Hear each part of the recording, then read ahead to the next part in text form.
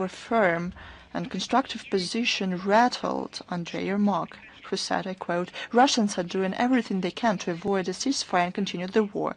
New sanctions, he said, are critically important right now. Rationality, according to him, is not something that applies to Russia. With such attitude, he went to the U.S. yesterday on June the 3rd. He will try to persuade the Trump administration that a tougher approach to Russia is needed.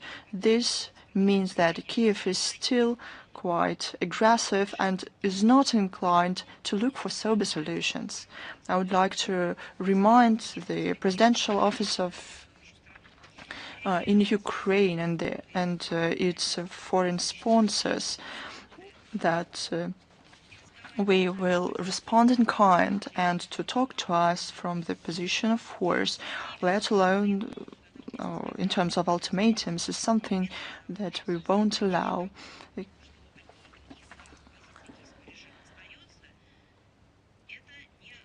The adequate understanding of the situation and responsibility for the future of the country is not something that applies to the Ukrainian Banderovich regime. On June the 3rd, the Investigative Committee of Russia ruled hideous crimes, as I said, explosions of bridges on the railways in the Bryansk and Kursk regions to be terror attacks. This is the essence of this regime. They say that we are ostensibly not rational, but they are terrorists. The official representative of the investigative committee, Svetlana Petrenko, noted that it is clear that the terrorists acted on the instructions of the Kyiv regime and did everything they could so that more civilians were affected. That's their essence. The investigative committee, with the help of the Federal Security Service of Russia and Internal Ministry of Russia, continue the investigation. Actual perpetrators and organizers will be established and brought to justice. Civilians and civilian facilities of many Russian regions were under attack. On May 28th and 29th, the debris of Ukrainian drones damaged 3 houses in the town of Chekhov, the Moscow region, and 1 multi-story building in southeast of Moscow. On May 28th, in the Kursk region, following a detonation of a package, a 36-year-old local man was killed. On May 29th, the emergency room of a hospital was damaged. On May 30th at night, a mass drone attack on Kursk took place. A 27-year-old driver was wounded. On May 21st. Ukrainian drones attacked residential houses, 14 civilians wounded, including 4 children, in the village of Proletarsky, the Belgorod region. On June the 1st, the artillery shell hit a house. 1 woman was killed and a 12-year-old girl wounded. Overall, in the region, at least 22 civilians were wounded. On May 30th, the Banderovich launched a targeted strike with drones on the city of Novodruzhsk, LPR. In the DPR, the shellings and drone attacks wounded at least 3 civilians. On May 29th, following drone attack against the city of Velashki, and a 85-year-old woman was wounded. 2 civilians were killed in the village of Novosbryovka. On June the 1st, following shellings in the against villages of the Kherson regions. 2 civilians were wounded. On June the 2nd, a mass drone attack on energy facilities of Kherson and Zaporozhye regions. More than 700,000 Russians were left without electricity. The very same day, on June the 2nd, drone attacks against civilian vehicles in the Bryansk region left 2 civilians wounded. Now about cruelty that Banderovich showed the treatment of the residents of the Kursk region. As 80 years ago, during the Great Patriotic War, the Kursk region stood in the way of the Brown Plague.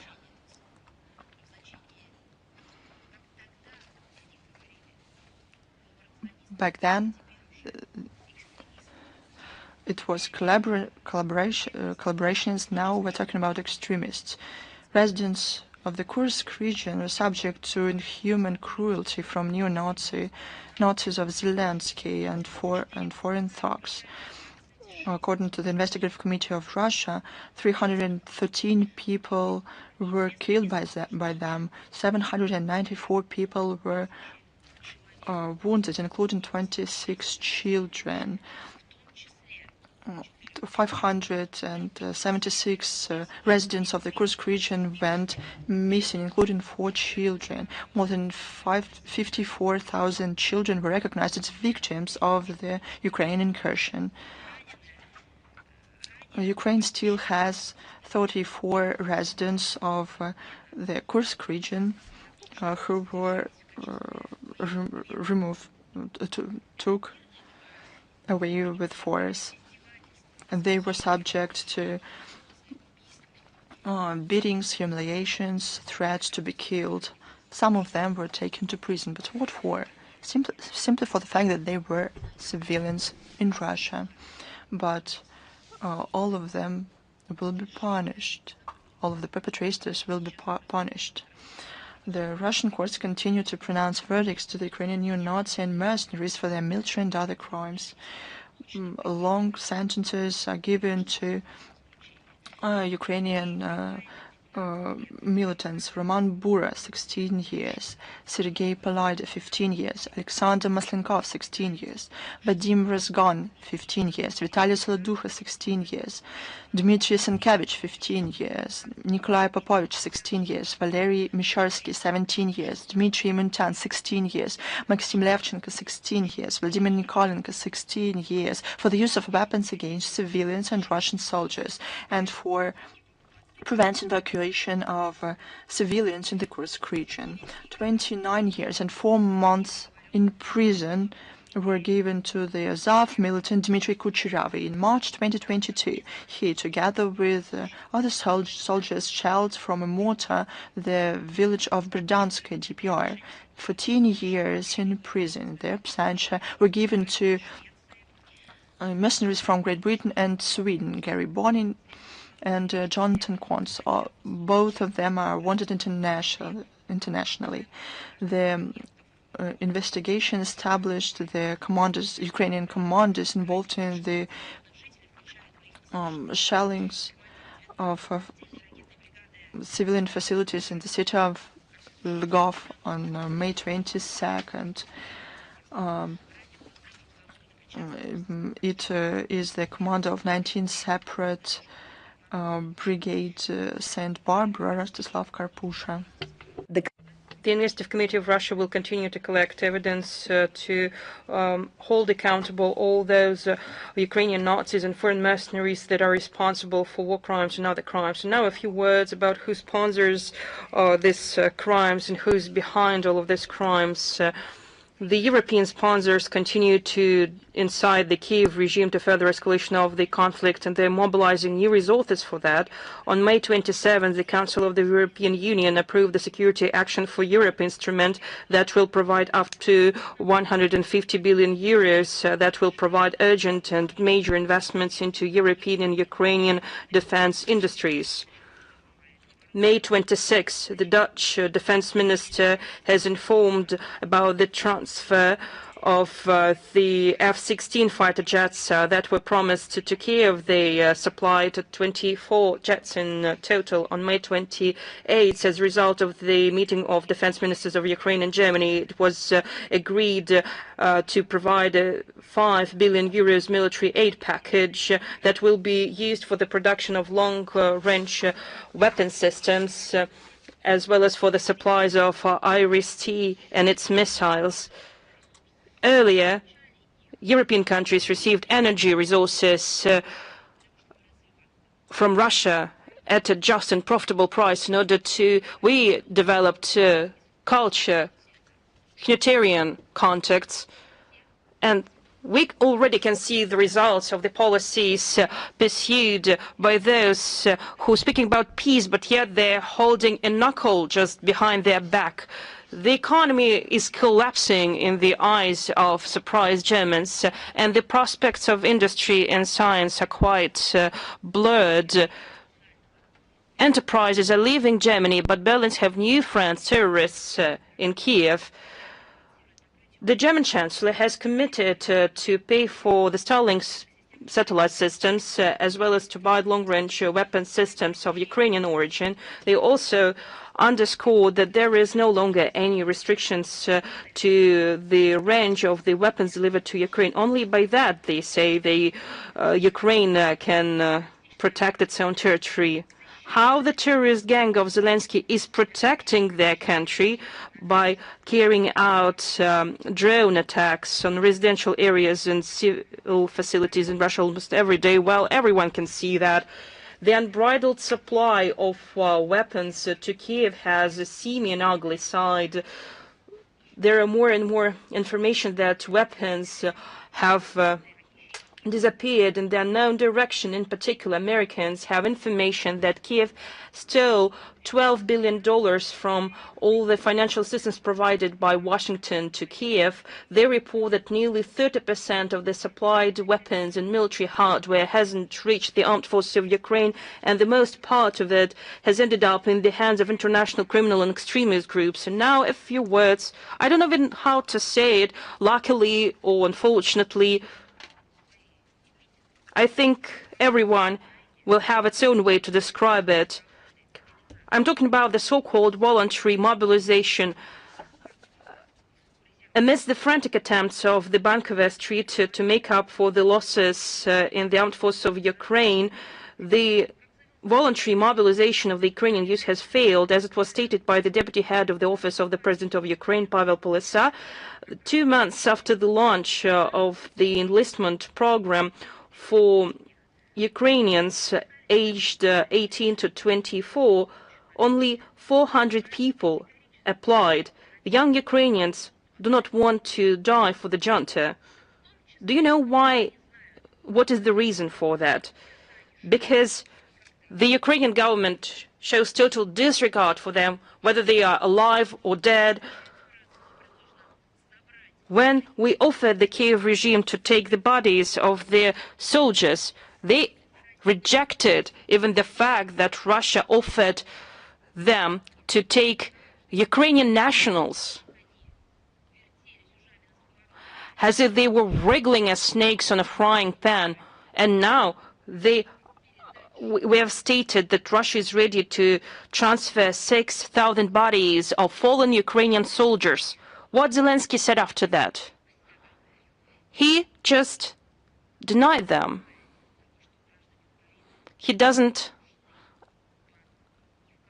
understand that Ukrainians are of no need to the Bankover Street, whether they are dead or alive. Zelensky has put restrictions on 16-year-old teens to cross the border of Ukraine. 16-year-old teens.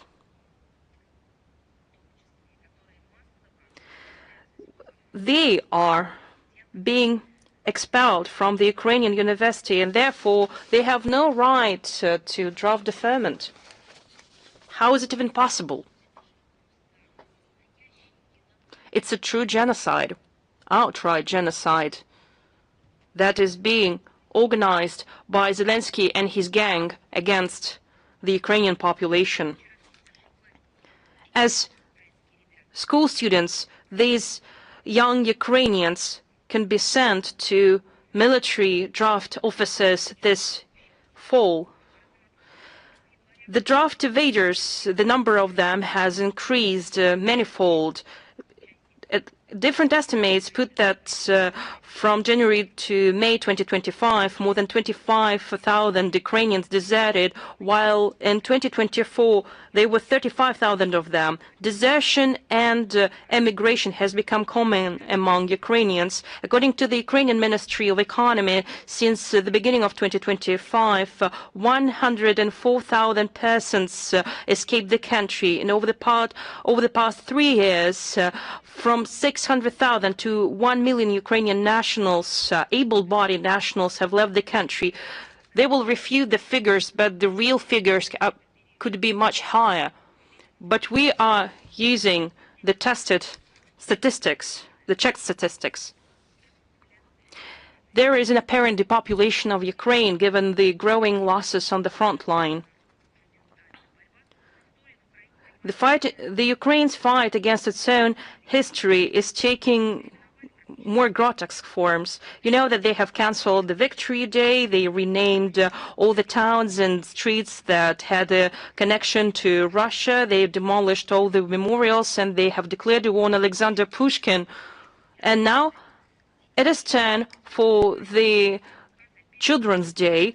On May 30th, Zelensky has issued a decree to transfer the observance of the Children's Day from June 1st to November 20th. I just will explain that on June 1st, this day is observed in Russia, Belarus, Azerbaijan, Kazakhstan, China, Vietnam, Bulgaria, Latvia, Estonia, and many other countries. And Western Europe is predominantly observing this day as the World's Children's Day on November 20th, because on this day, in 1959, the UN General Assembly adopted the Declaration on the Rights of the Child, and in 1989, it adopted the Convention on the Rights of the Child. By this action, the Kyiv is trying to artificially shape a new reality in which Ukraine has nothing to do with Russia, but yet it has broad and strong ties with the West. At the same time, it doesn't matter on what day this holiday is observed. What's important is to really care about children, to protect their rights and interests, not to speculate on this topic without theatrically wailing about it at the various international fora, with what the Ukrainian regime is doing with an unhealthy regularity. What's the real care that the Kyiv is showing for children is being clearly showed at the Alley of Angels in Donetsk. This is a memorial, a tragic memorial to children and teens who were visually killed by the Ukrainian Nazis since 2014 when they tried to crush Donbass. Well, they failed to do that. Some of the Ukrainians who were taken hostage with the tears in their eyes, standing on the knees, begged for forgiveness in front of this memorial.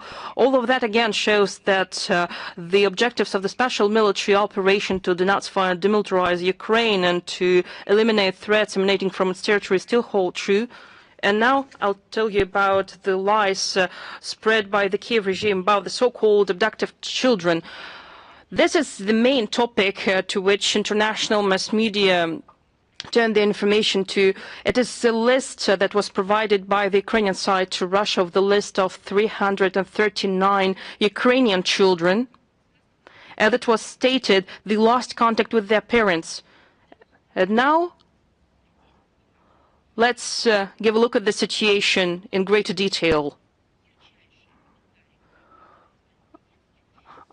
I would just to draw your attention to what Mr. Medinsky said, but yet I would like to provide facts and quotes. First, I would like to say that previously Ukraine stated about 20,000 minors.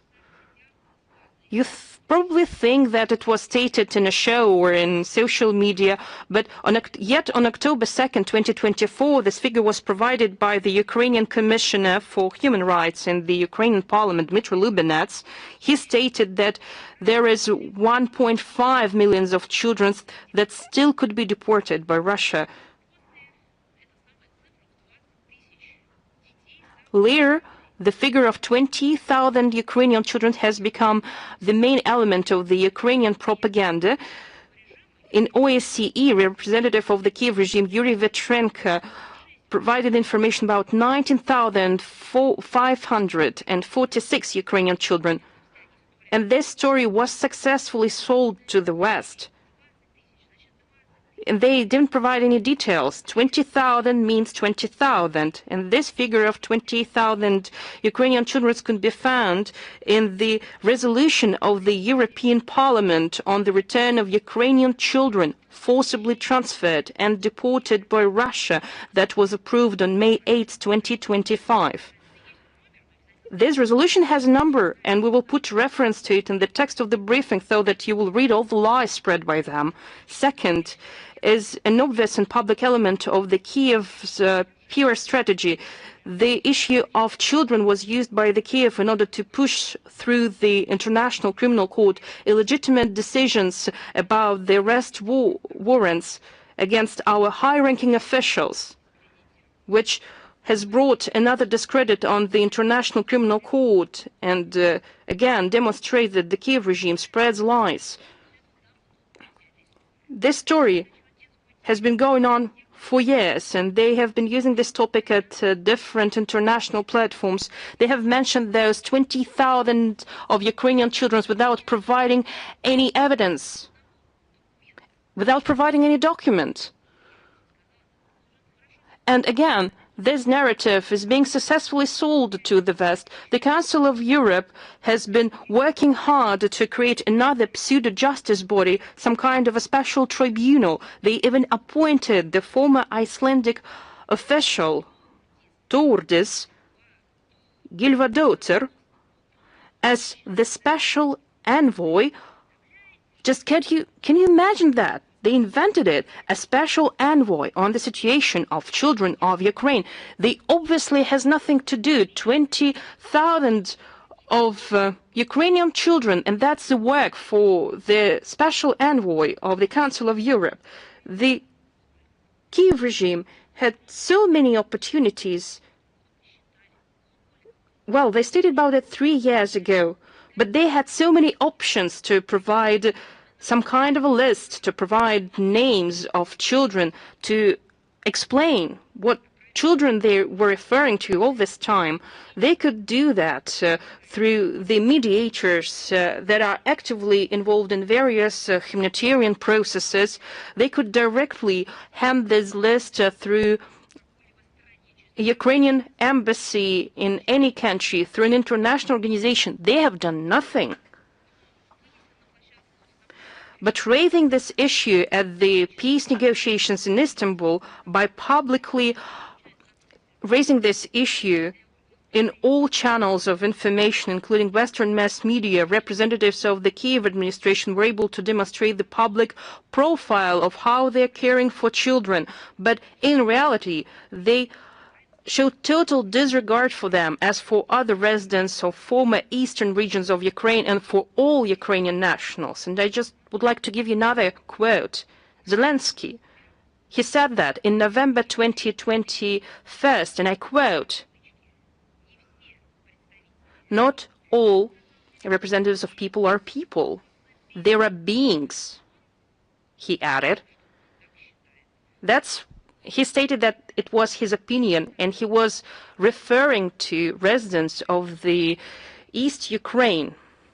Today, Kyiv authorities are instrumentalizing the narrative of Ukrainian children by turning it into a show. Who are these people? Are they caring for them by telling fairy tales about them, or are they beings and they are ready to do everything with them by sending them to suicidal storms, closing borders for them, drafting them to the battlefield, regardless of their age? And now I will tell you about the real work, because in reality, no child was abducted. Russia is getting children out of the shelling area and evacuates them to a safer place. the armed forces of Ukraine are regularly attacking places where children are gathered. For example, in September 2024, the armed forces of Ukraine attacked Kamenka-Dniprovskaya and Zaporozhskaya region. They attacked a school where there were 106 children. Luckily, there were no victims among them. On March 7th, 2025, the Ukrainian soldiers shelled a kindergarten in the frontal area of the Zaporozhskaya region. When they're launching missiles there, do they even think who these children are, who their parents are, what are their family names, what ethnicity they are? Well, they have no care, they don't care about it. Russia is saving orphans and minors who are left without parental care and the care of legal representatives. We act in the legal field in line with the international agreements, and this process is successful. But for some reason, the Kyiv representatives forgot to mention it in Istanbul. I already mentioned that thanks to the 24/7 work of the Presidential Commissioner for Human Rights, Maria Lvova-Belova, 101 minors from 81 families reunited with their parents or blood relatives living in Ukraine or in third countries, and Russian children returned to our country again. The Kyiv authorities forgot to mention that. I would like to underscore again that the Russian side intends to implement all the reached agreements in full responsibility and will give a closer look to the list of names that were handed by the Ukrainian side.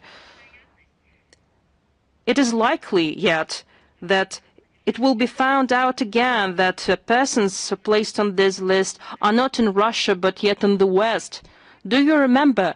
It happened in April 2024. For those who forgot, I will explain.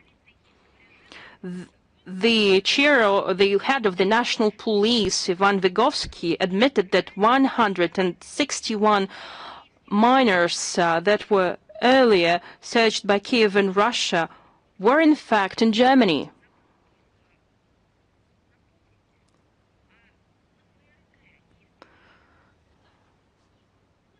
And just please, could you remind me if Ukraine filed a lawsuit against Germany for the fact that Ukrainian children ended up in Germany at that time? If something like that would happen again, I think it will become a shocking news for everyone who closely follows it. You know, I would like to finish this part by quoting the prominent Soviet writer and playwright Yuri German. In his novel about Peter the Great, he wrote, and I quote, "There is a scoundrel, a rascal, who will perform a mean act, and they will say that they are doing it for the sake of children." I think Yuri German could hardly imagine that after the end of the first quarter of the 21st century, the quote from his novel will portray so clearly and precisely those who are managing Ukraine today. It is time for Ukrainian junta to understand that to organize a pure stunt with the help of children is just cheap, immoral, and false. We have drawn attention to President of Serbia, Alexander Vučić, in an interview to RTS channel, commenting on the published information by SVR, Russian Foreign Intelligence Service, on supplies of weapons to Kyiv regime, despite the declared neutrality. He said that the military cooperation of Belgrade with foreign partners will be revised to identify fraudulent end-user certificates.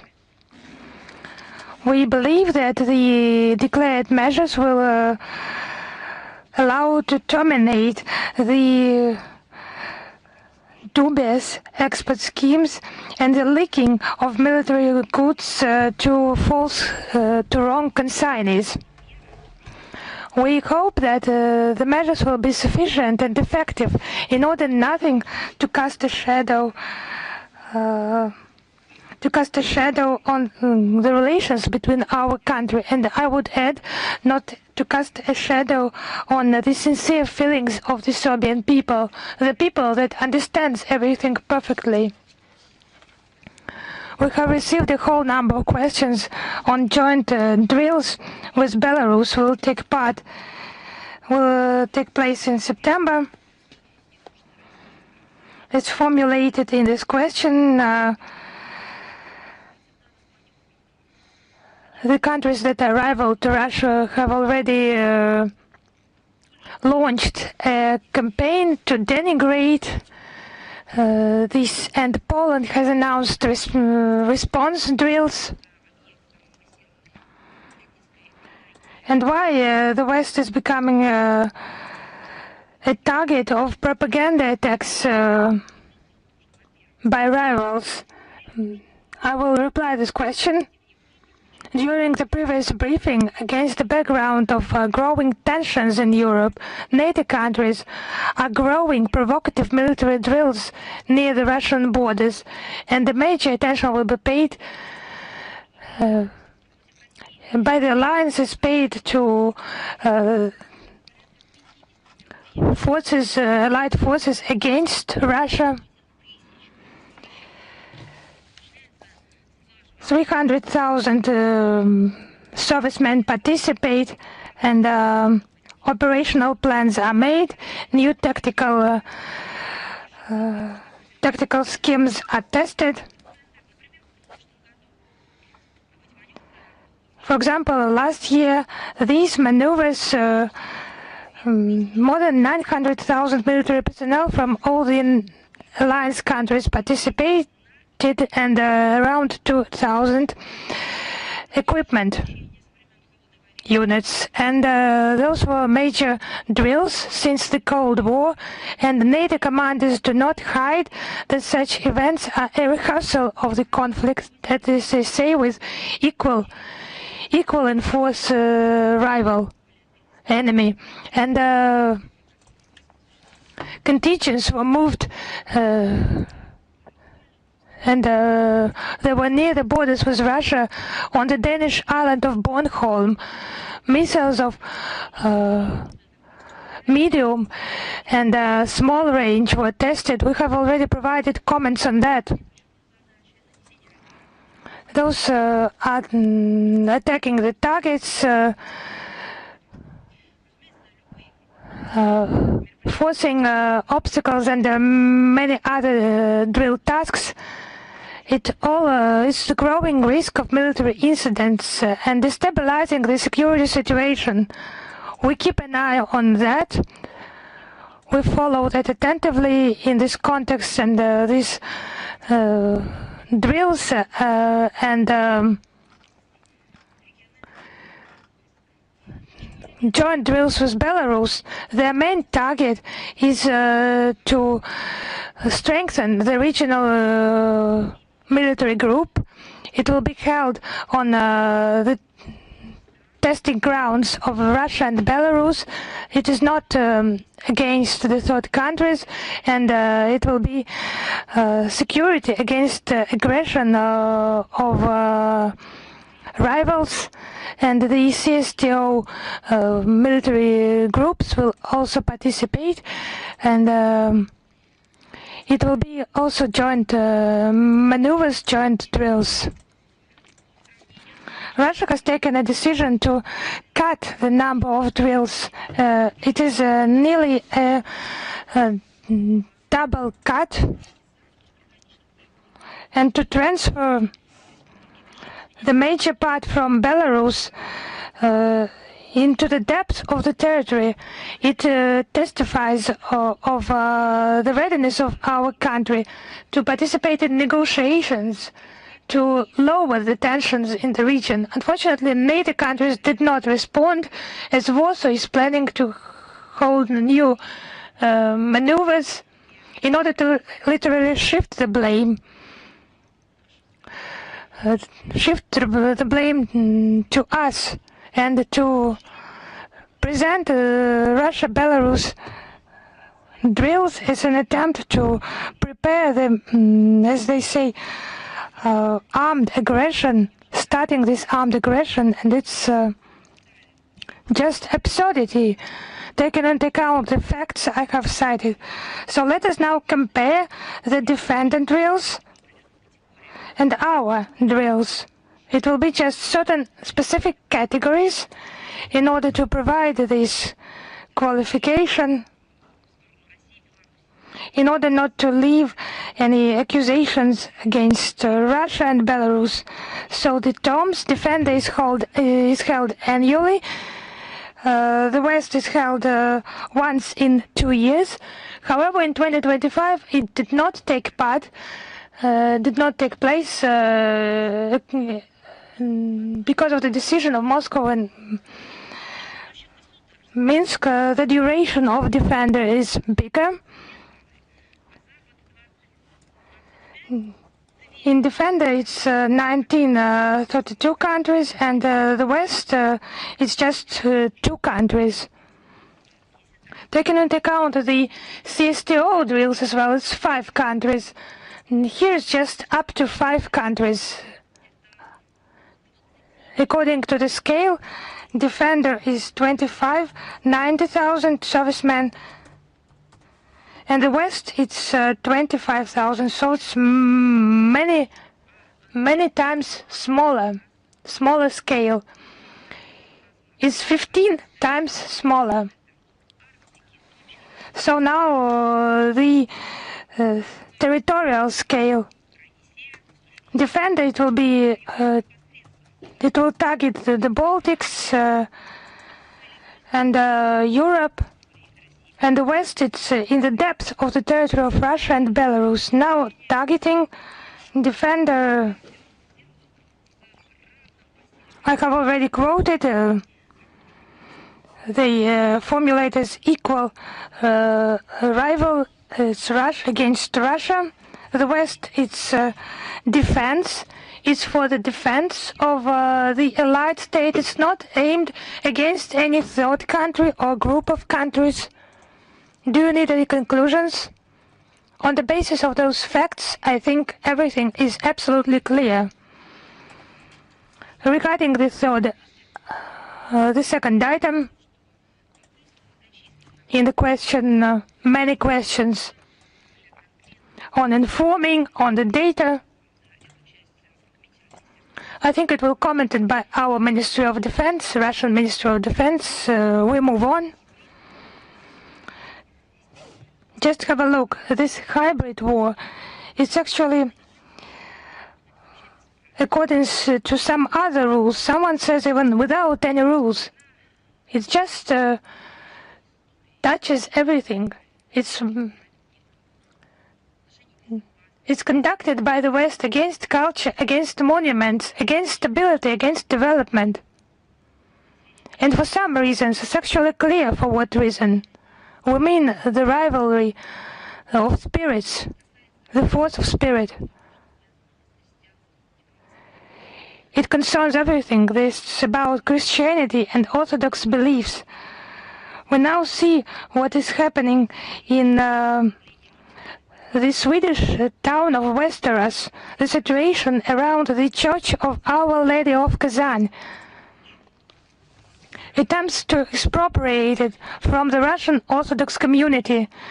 Just imagine, the Church of Our Lady of Kazan.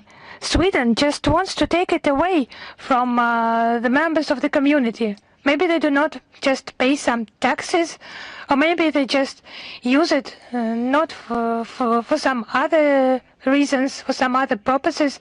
Maybe they are not in compliance with some rules. It can happen, but no, that's not the case. They just want to take away this church, the Church of Our Lady of Kazan, for security reasons. I would like to note that the land plot was legally acquired by the Russian Orthodox community in this town back in 2009. In agreement with the municipality, the church, the chapel and the guest house were erected on this area. This site has become a target for attacking by the media, Russophobic community and not the Orthodox community. So who were they threatening? The climax of all that was just so just have courage. As an observation point of Russian special services for the regional airport in the vicinity. It's just normal logics. When nationalism is attacking and a person is losing everything, his conscience, his mind, and critical thinking just becomes inadequate. I would like just to ask a question.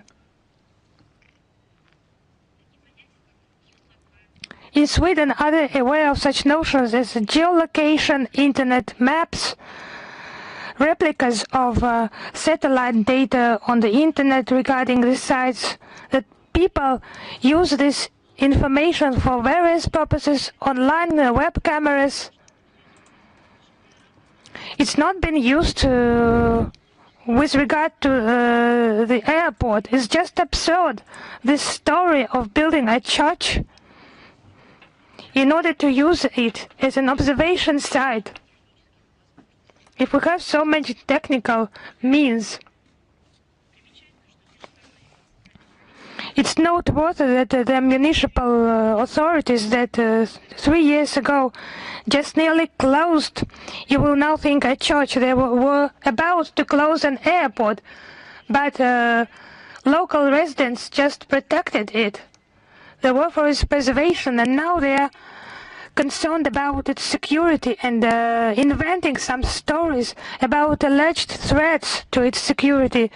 They just need medical treatment. All those who invent that, who cannot ask direct questions, it's just absurd.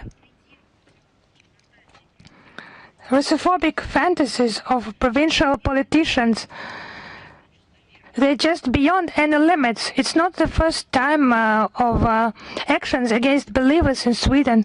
They regularly burn the Quran and desecrate other sacred writings. Now, under the pretext of those security reasons, the municipality just denies the Westeros Orthodox community their right for religious beliefs, and we just hope that this shameful practice, shameful for Sweden, will not be implemented.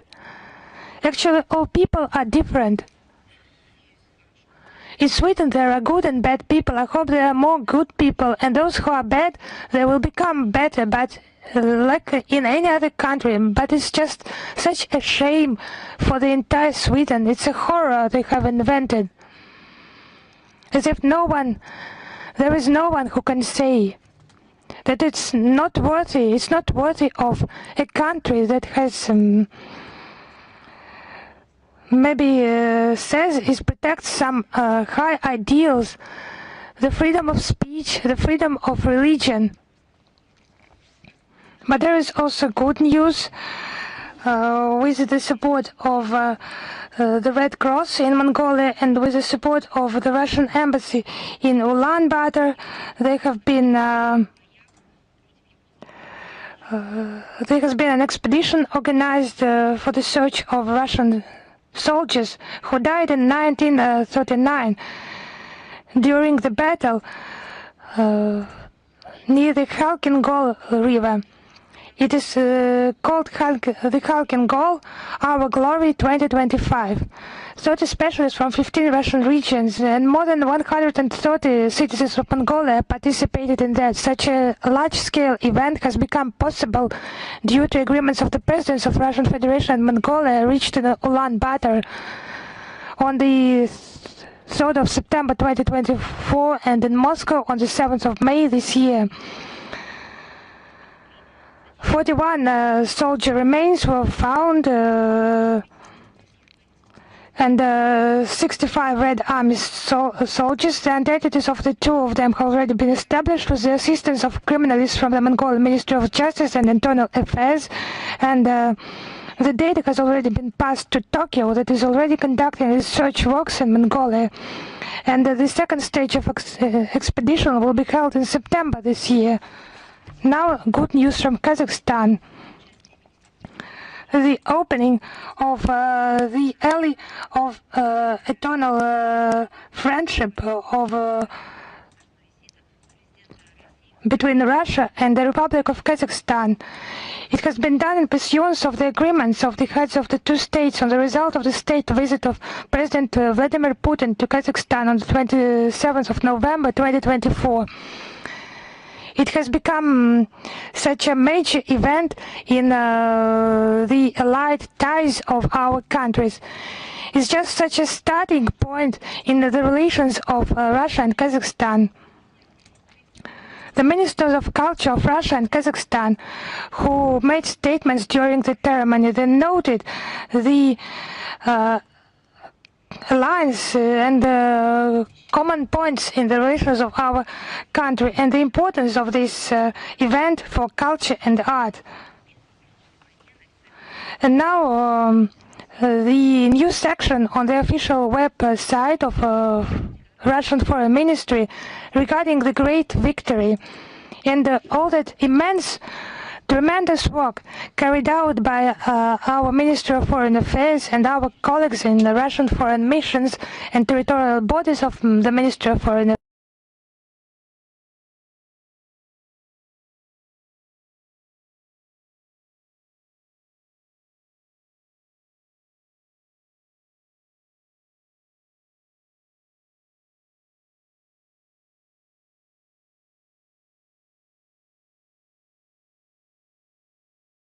Regiments, they will be fixed forever on our ministry website and will become a source of truth. They cannot be distorted.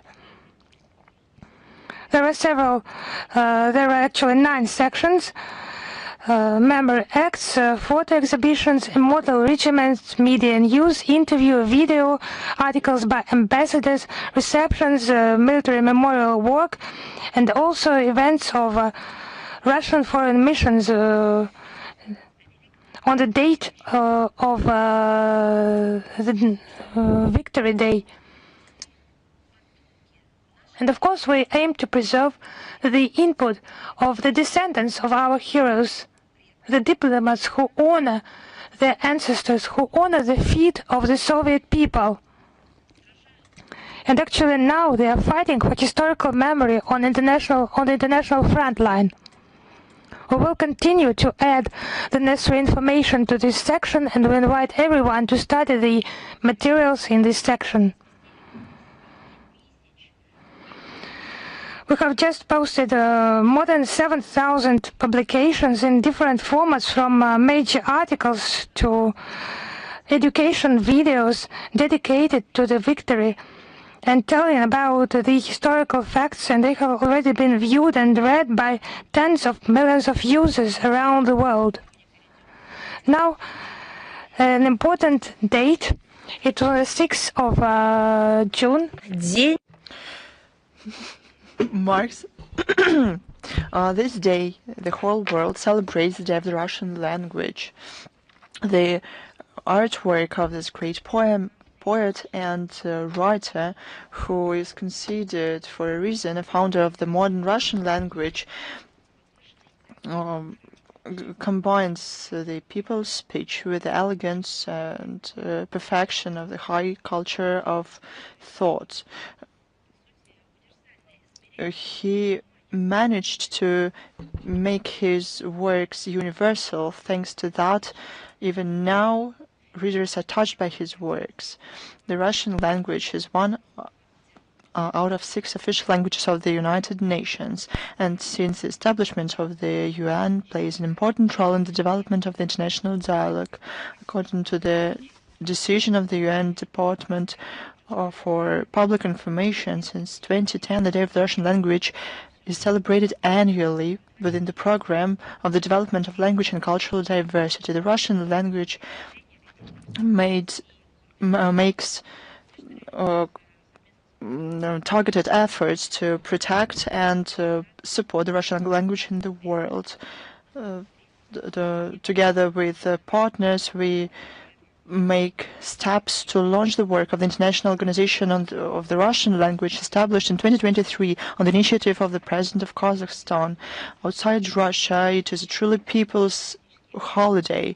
Our like-minded people abroad hold events and actions aimed at underlining the role of the Russian language in their own life and in the global development. On the premises of schools, universities, cultural centers, there's competitions, readings, festivals, Olympiads, and high interest is drawn to large-scale events on the Day of the Russian Language at the platforms of international organizations like the UN, UNESCO, and those organized by Russian missions in New York and Paris. There's an exhibition, the Russian alphabet, in the pictures of Marina Khankova. We'll talk about it in greater detail in the text of our briefing. It will include links. We'll talk about more events to celebrate this holiday, the official accounts of Russia's foreign ministry. To learn more and to find more interesting materials, it is possible on the information service window to Russia.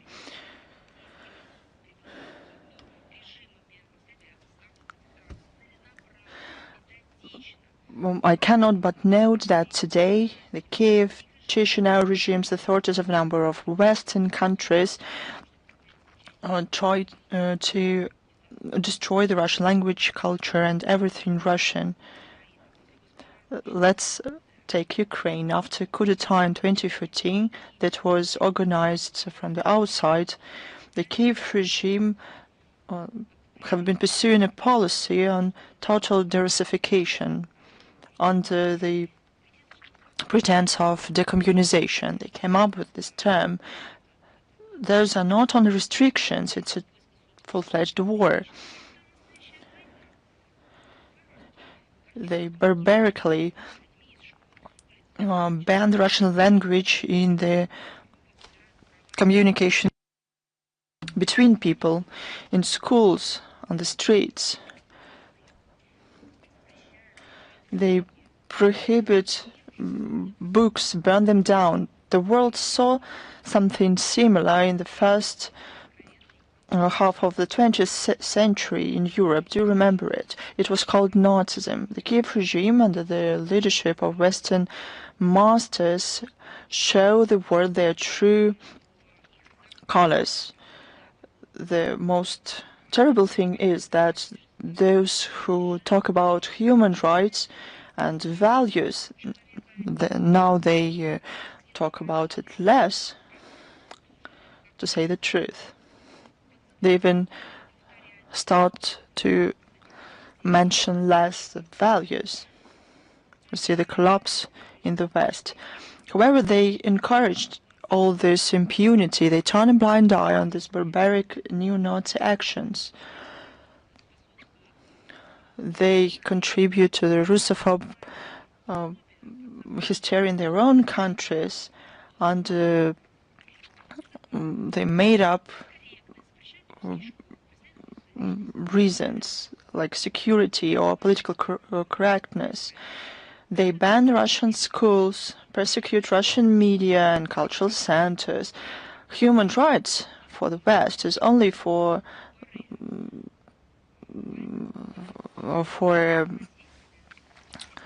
for a few, and the Russian language and its native speakers are out of law. The protection of the Russian language is not only a question of culture, it's the issue of preserving identity of millions of people.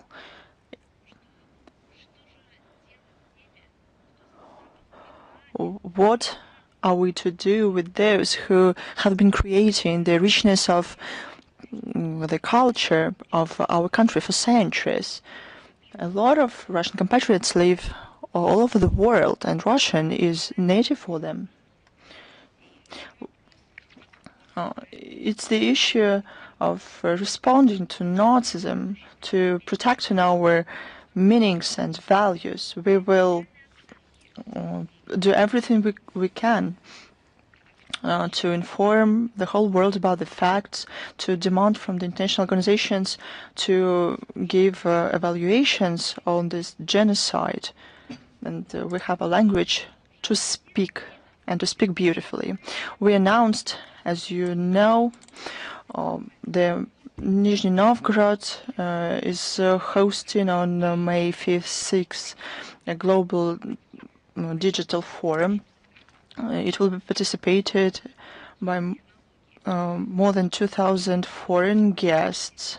I would like to announce a section that our department is in charge of. It is called the Responsible Fact-Checking in the Era of Post-Truth, New Possibilities for Cooperation. The discussion will be participated by foreign journalists and experts from Turkey, France and Ireland. In November last year, Moscow hosted the second international forum dialogue about fakes 2.0, organized by NGO Dialogue Regions with the support of the Foreign Ministry of Russia. The key event of the forum was the presentation of the concept of the International Association on Fact-Checking, including the Code of Responsible Fact-Checking. These global initiatives emerged as a response to never-ending flow of fakes, disinformation campaigns, and pseudo-fact-checking promoted by the West. Today, it includes more than 55 experts from 20 countries. We hope that the Global Digital Forum will become annual and will give impetus to establish and deepen international cooperation in this sphere. I'm ready to take your questions. Please, is the International Affairs Journal with us? Good afternoon, Madam Zakharova.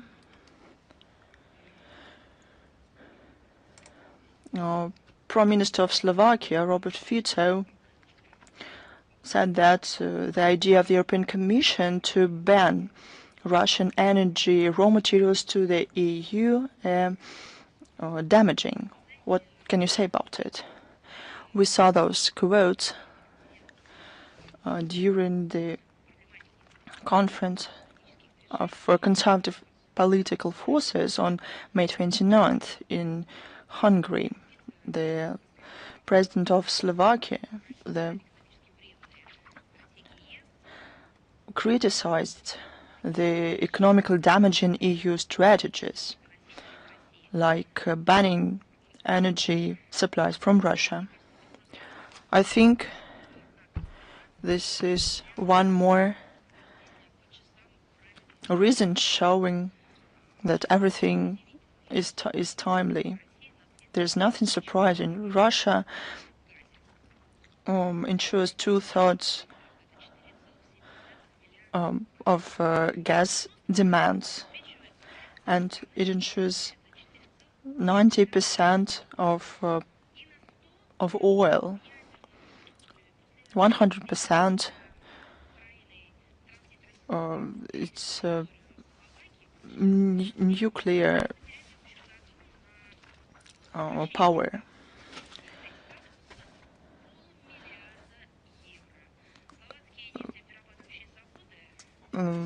Slovakia will lose about 500 million euros.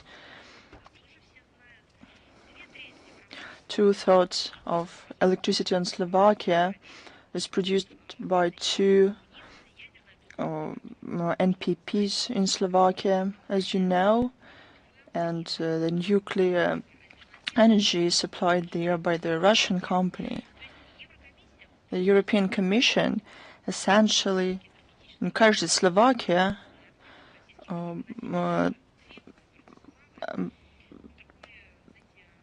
to be in an energy collapse. And all of this is done under the mottos of human rights, development of the European continent, and a brighter future. This is the aspiration to harm everyone, Russia, not only Russia.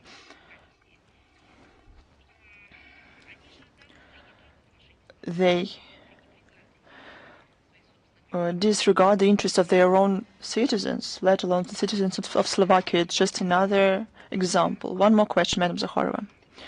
What can you say about a new round of tensions between officials in Paris and the French Polynesia in terms of decolonization? As I understand, we're talking about the special meeting of the UN Committee on Decolonization that took place on May 21st to 23rd. The representatives of Polynesia put forward an initiative to host the regional meeting of the special committee in 2027, and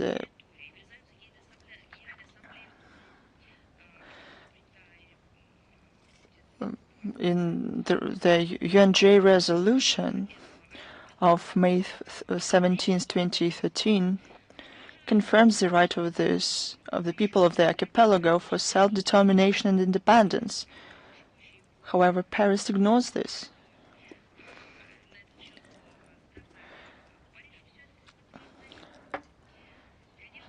Paris lives on its own rules. There's no preparedness to move towards the political forces in the French Polynesia who wants to hold a referendum on self-determination. France only speaks about human rights.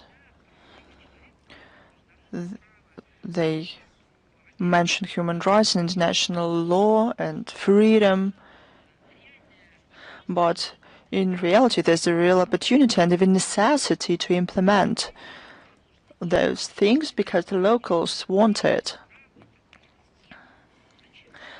But now the French authorities refuse to cooperate on decolonization. They pretend that this body is not there in the UN system. And as to the UNJ resolution, they simply disregard it. This is the true attitude of France to the international law. When they want, they interpret it as they wish.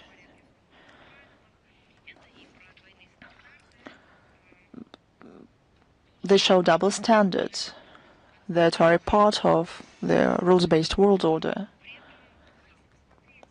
If we look at what is going on, France, more and more often the situation comes to the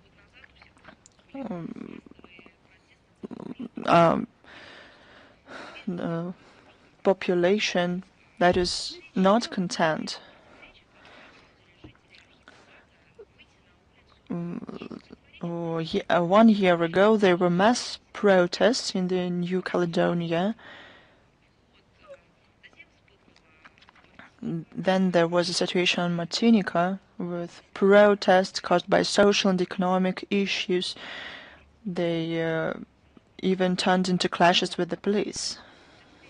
All of these protests were suppressed. Sometimes I think about Paris, and there's a feeling that they do not see their own problems. As to the French Polynesia,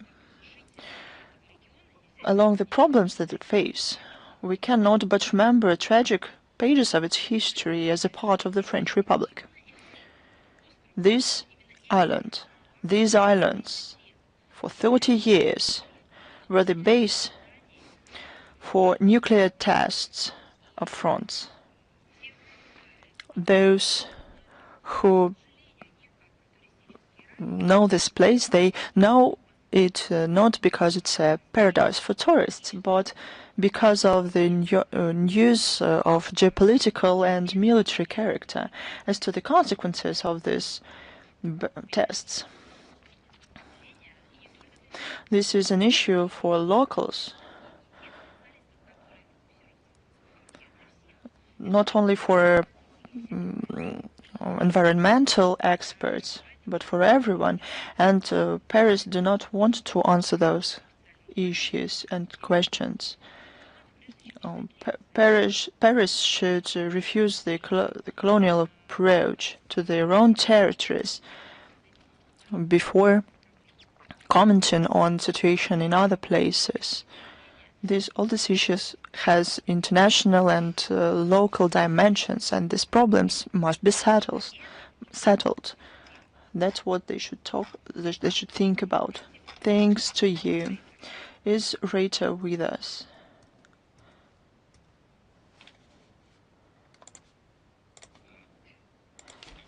Good afternoon, Madam Zakharova. Rita is here. I have a question that you partly touched upon in at the beginning of the briefing.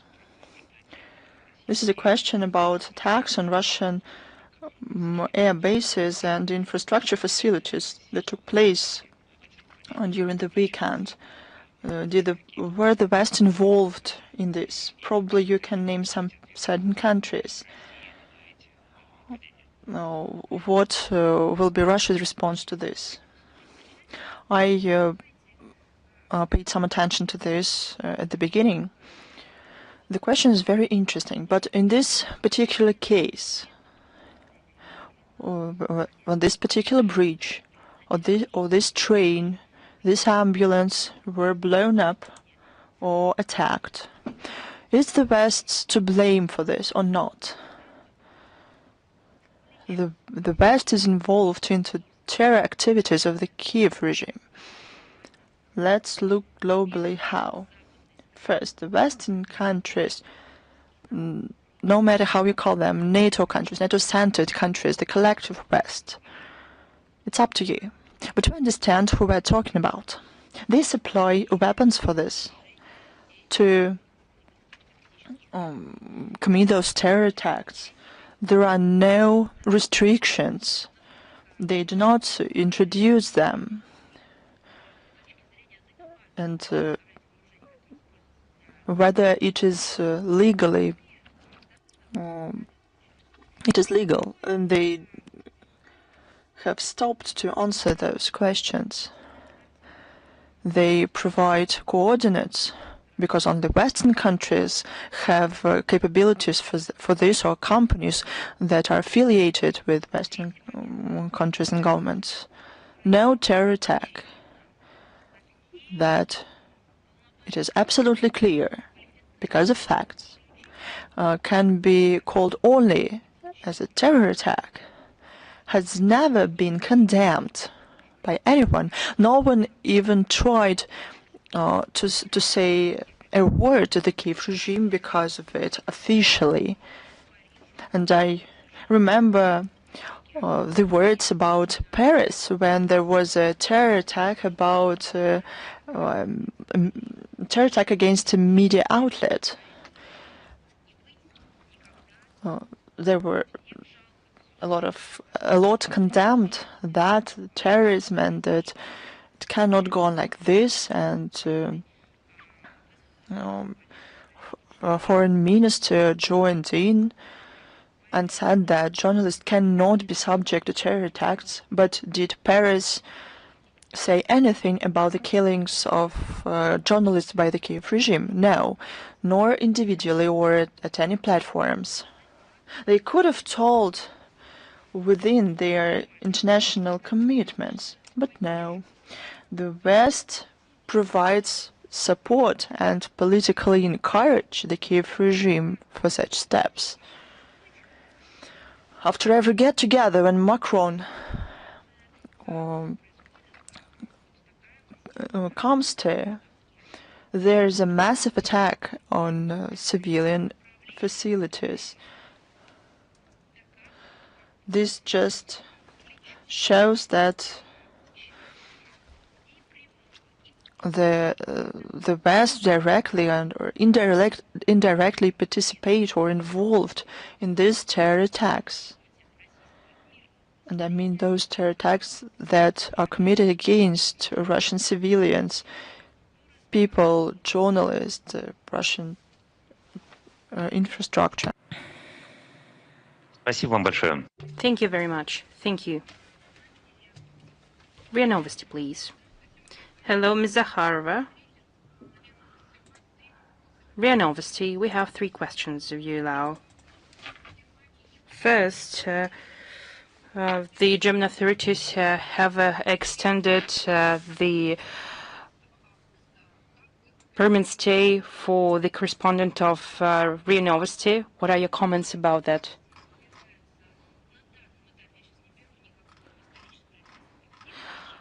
I just wouldn't like to dwell into the history of the question, but today, in the past month even, it's not RIA Novosti that is being pressurized and discriminated by the German authorities. Earlier we haven't commented about it. The same situations is being developed with regard to journalists of Channel 1. They're also operating in Germany. When it became clear that it's not a mere coincidence, it's not just a technical problem, it's a clearly policy being systematically pursued by the German authorities with regard to Russian journalists in order to prevent the normal operations, we have decided to take measures in response, symmetric measures. Well, it doesn't matter, but measures in response will be taken with regard to German journalists that are credited in Russia and that are working in Russia. We kindly ask the German embassy to convey our words to Berlin and to notify the German Society of Journalists that Moscow is taking and will take measures in response with regard to German journalists. So when these measures are taken, no one in Berlin and in other cities of Germany, that the poor German journalists have faced unjustified actions of Russia. We have proposed so many ways to solve the situation, but they didn't help. And right now we are developing responsive measures that will be developed and implemented quickly. We wouldn't like Germany to behave as if they weren't warned about it. And second, if you allow, on January 1st, the Russian labor legislation was amended. In particular, it is about the work of foreign companies and representative offices with regard to the ability to hire Russian nationals and nationals of third countries. Could you please elucidate on these amendments? It is true that in line with the articles of the Labor Code of the Russian Federation, we will provide all the details in the text version of the briefing. These amendments were made this year in line with the federal law on December 26, 2024, on making changes to the labor code of the Russian Federation. It defines the particularities of hiring workers that will be placed in diplomatic offices and consular offices of foreign states working in Russia, as well as international organizations and their representative offices. And these measures are also applied to the diplomatic agents, consular officials, and members of their families that are working with them in Russia. In order to implement these amendments, the Russian Ministry of Justice has registered the order of the Russian Ministry number 6460, which defines the main administration for the service to the diplomatic corps working under the jurisdiction of the Russian Foreign Ministry as the designated body that will carry out activities on hiring workers to these foreign organizations. So personnel can only be hired if a contract is signed between the main administration of the service to the diplomatic corps and the foreign representative office. In this regard, the foreign officers, representation officers and missions will have to bring into compliance their work to hire Russian nationals and nationals of the third countries. They need to re-register their contracts with the already hired workers in line with the adopted amendments. In order to hire Russian nationals and nationals of the third countries, foreign companies and organizations need to contact a branch office of the main administration to the service of the diplomatic corps in Predkadri enterprise, to be exact. And the third question, if you allow, it has been 3 years since Nord Stream pipelines were detonated. As you have commented at numerous briefings, investigation is not being carried out in most countries, or it is just a sham investigation. And recently, von der Leyen and the Chancellor of Germany, Merz, made new statements about that. What's the opposition on that? You know, it is a terrible story. Earlier they sanctioned our country, later they have imposed secondary sanctions on those who is working with our country, and now they are imposing sanctions on their nationals, on their economic operators, and they are doing it in a cynical way. President of the European Commission, Ursula von der Leyen, and Chancellor of Germany, Merz, when they have expressed their intention to adopt a new package of sanctions against Russia, they now want to ban the repairs and the further use of the Nord Stream 1 and Nord Stream 2, so that these gas pipelines cannot be used in the future. It is so horrible. I'm not just explaining why these pipelines matter, but first, German businesses and technologies were used there. We are talking about German economic operators, and now they forbid them to carry out all the necessary repair and maintenance works of what they created. It wasn't created by von der Leyen and Merz. It was created by ordinary German people with their investments, with their aspirations. Second, just imagine, there were explosions on the Nord Stream 1 and 2, and there was an environmental disaster. Just imagine what would happen with environment and with security. Again, you wouldn't allow to do anything because you will face sanctions.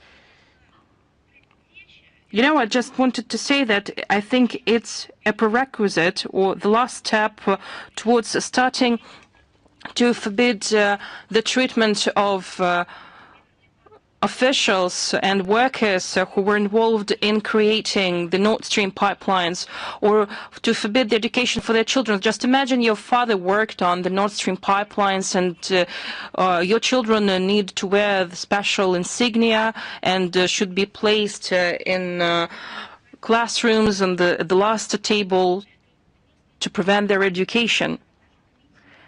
I cannot even comment that.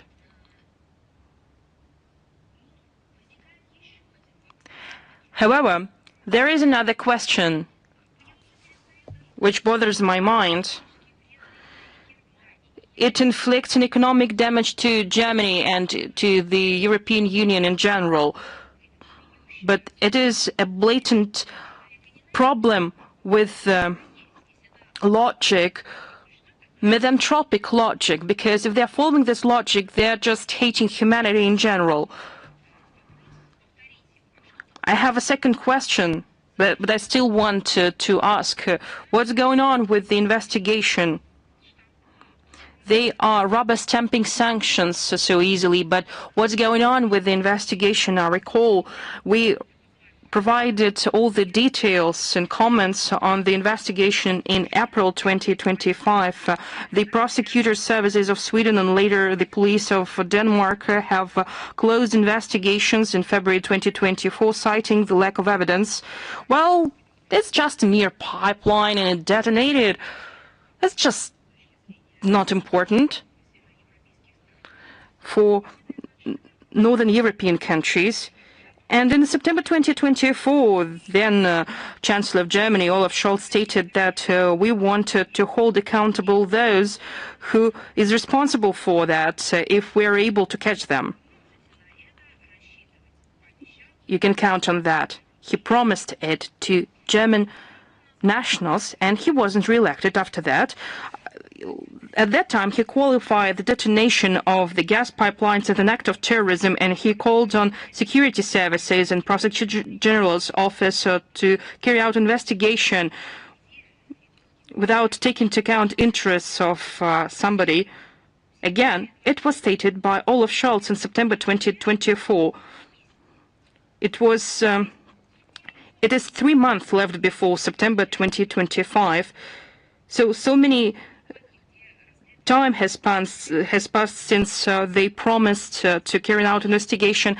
It is the same situation as it was with the Skripal's case, with the Novichok use and the poisonings in Amesbury's and Salisbury's. Do they even understand what is going on there in their countries? Do you have any more questions? I hope you don't have a fourth question.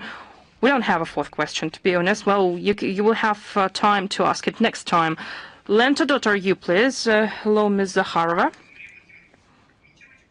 Ms. Zakharova, could you please a statement made by Keir Starmer that the United Kingdom is moving to a war-ready regime, and he explained it with the threat posed by Russia. Well, there is nothing new taking into account the logic that is being pursued by the Downing Street over the past years, but they need to specify that they are moving to this regime. It's not just because someone wants to attack them, it is because they are escalating tensions in Europe. And they are doing that not only in Europe, they are doing that all over the world over the past 25 years. They have been attacking and bombing so many countries when they were part of so many different international coalitions. These are just their plans to attack any country, you name it. All the talks that is connected to the risks and threats posed by Russia, it doesn't hold any water. I just explained that when the updated strategic defense review was presented, Keir Starmer noted the need for the country to move to the war action preparedness, and he motivated it with the more serious, unpredictable, and direct challenges and threats, and he even compared this situation with the Cold War era. And in this context, he noted that in particular the war in Europe, new nuclear risks and everyday cyber attacks and aggressive behavior in the waters and the airspace of the Great Britain. By the way, I would like to notice that the Great Britain was involved in the act of terrorism in the waters of the Black Sea, which was repeatedly stated by Russia. And the Great Britain participated in this illegal act of terrorism, and the Great Britain is providing the terrorist Kyiv regime with weapons and all the necessary information so that the Kyiv regime could carry out acts of terrorism. And at the same time, the Great Britain feels that somebody is going to attack it. And Russia is qualified as a direct and real threat to London and to its allies due to the large-scale invasion in Ukraine, as they write, which clearly demonstrates the intention of Russia to use military force to achieve its geopolitical goals, to reinstate its sphere of influence in its closest neighborhood and to destroy the international world order. The Great Britain is speaking about the international world order that bombed Iraq, that attacked as part of the NATO coalition, they attacked Yugoslavia. Great Britain is talking about world order. How interesting. Moreover, before the special military operation was launched, there were 7 years of our appeals to build peace, and we did our utmost in order to prevent a further escalation. But Great Britain did its best to resume this escalation by banning Kyiv to have negotiations with Russia in spring 2022. So everything they write in their document is false and not true.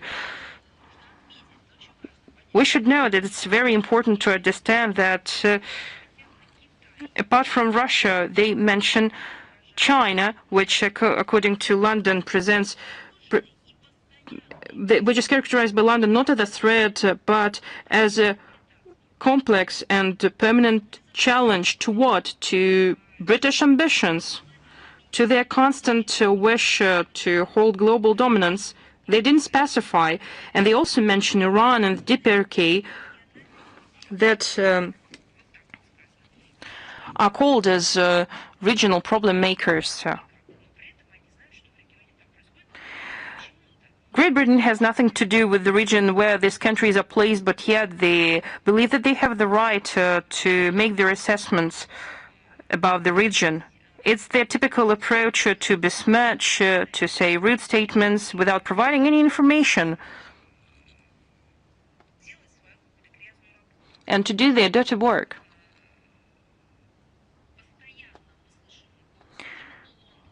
We have always been hearing the voice of London in inciting NATO countries and countries of the Western Europe to take another package of anti-Russian sanctions. I believe that this concentrated and special demonstration of alarmism by Keir Starmer is the desire of the Labour government to hide their own miscalculations. It's a pure stunt, and their desire to justify the growing budgetary spending on military affairs and to increase the appeal of their party in the eyes of the population,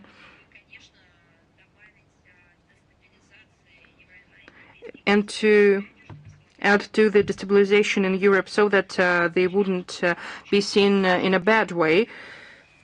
It is obvious that Keir Starmer and its followers do not give priority to the prosperity and living standards of the ordinary British people, and their witch hunt and to pin peoples one against each other is a typical trait of the British political establishment.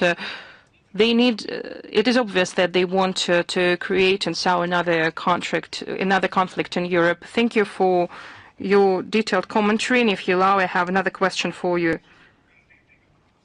Following Russia-Ukraine negotiations in Istanbul, President Erdogan offered to have a summit meeting between the leaders of Russia, US, and Ukraine.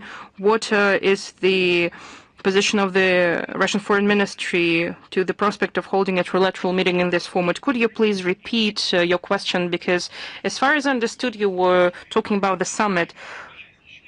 President Erdogan, I would like to underscore that this is the question that should be referred to the executive office of the Russian president, because this information is being distributed through their channels. Voice of the Fatherland, please.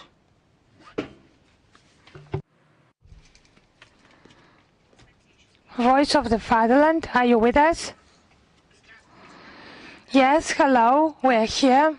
Madam Zakharova, Vladimir Putin has recently signed a decree on the detriment done by Western countries and foreign actors to the Russian Federation. Does the Foreign Ministry has specific information about this harm done?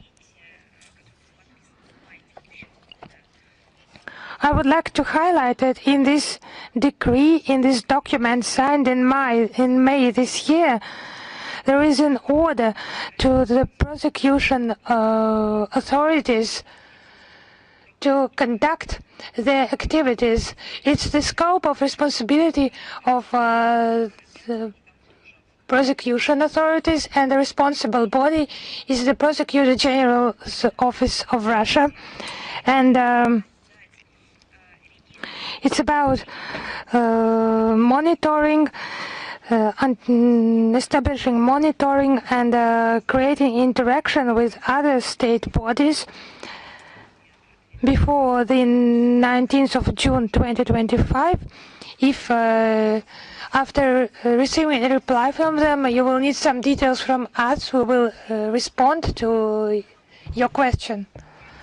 Now our second question. The role of the UN in the settlement of the Ukrainian crisis, the growth in UN representatives, number of missions, maybe UN peacekeepers and troops on the territory of Ukraine. Is it to be estimated at as a negative development? So as we have mentioned, as I have mentioned, there are mechanisms and steps, some of them taken by the Security Council, some of them additionally agreed. It has all been documented, but I repeat, it's not the UN secretaries that make such decisions. It's member countries that allow the Secretariat to implement them. So do not think that some statements by the Secretary General will be made. We will just be notified. No, it's just the adoption will be done by member countries in a working order. And it has no relation to Ukraine at all. I'm just describing the procedure to you. And there is no basis to comment what you have mentioned in the context of Ukraine. Thank you. Thank you. Is Ukraine.ru with us? Yes. Hello, Madam Zakharova. Anna Cherkasova, Ukraine.ru outlet. How would you comment the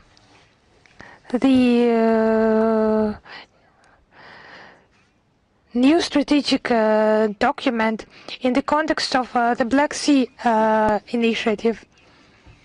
Yes, actually, it is to become the basis of some strategy with regard to the Black Sea region, of course, it's a strange document because everything is shocking there, including its tone, because Brussels, maybe because it has too many political ambitions, maybe some geopolitical emotions that prevail there that should not be demonstrated now in some manner. Maybe they're just not aware, they do not know the geographical realities. It's my guess, taking into account the level of those European officials. So the strategic document adopted in Brussels, that is to determine the policy, further policy in the Black Sea region. I just remember very well Liz Truss. Back then she was Foreign Secretary in the UK. She said it's more convenient for them just to take the fleet to the Baltics via the Black Sea. Back then it has become clear that something went wrong in their noble family. You just needed to have a look at the map and see where the seas are situated. Now I have a feeling that they are lacking professionalism in their approach. The sea states, EU candidates for the EU accession, they just face this fact. They did not participate in its development. Now let us see what is written there. The priority of Brussels is to isolate this region from Russia. I beg your pardon, it's just insane. Because Russia has a many century status of the Black Sea powerhouse. Of course, you can listen to people like Liz Truss, who were in Great Britain, and thinks that it's more convenient to transport the fleet to the Baltics that way, but it's just a geopolitical nonsense. That's what they're talking there. It's just an attempt to turn the Black Sea into a territory of rivalry imposed by the European Union to the Russian Federation. I have just replied, answered a question about Keir Starmer statements about the necessity to prepare for the war. So they have just started this aggressive stage, this painful stage. They want to start some new story on the European continent. It's just some insane thoughts. It's provoked by their mad thoughts. So it's just scary, this lack of knowledge. Who prepared that report? Because before that it was prepared by Ursula von der Leyen and Kaja Kallas, who are just proactive in the preparation of the region for war confrontation through the growth of the irrelevant infrastructure, military patrolling, NATO strengthening, and new hysteria due to so-called hybrid threats, risks, and so on.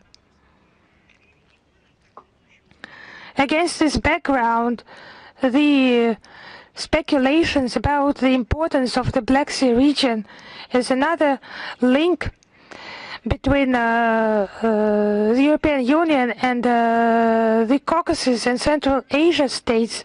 It just sounds hypocritical, because you are talking about friendship, but for that you need to isolate the state that has been there for centuries by international law, and with its history it has earned its right to be to be a great Black Sea powerhouse. You just want to cross that out from the from international agenda. What peace and stability and development are you talking about then?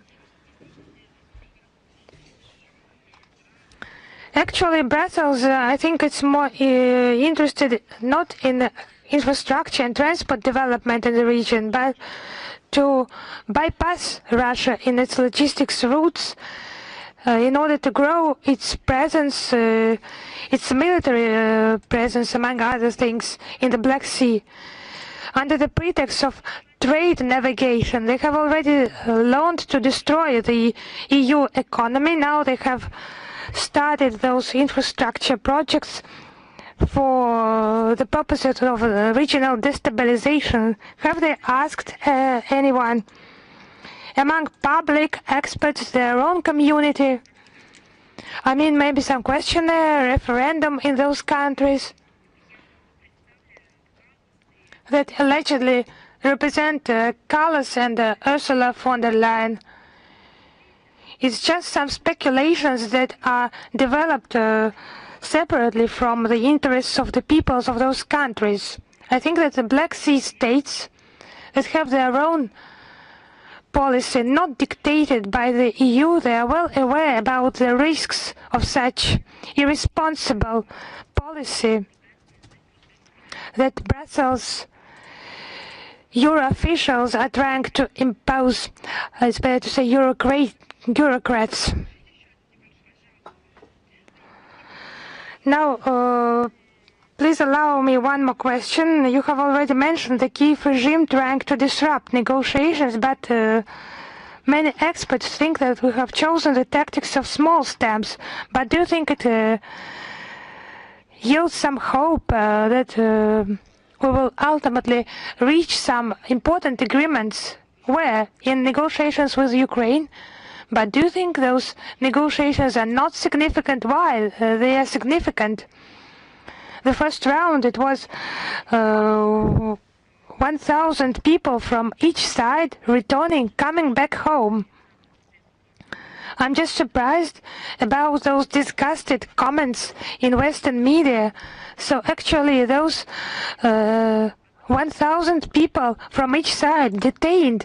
The exchange has been implemented, actually, and it's absolutely unconstructive, softly speaking, and terrorist nature of the Kyiv regime is just a colossal result. If we actually talk about the interests of people, of course we would like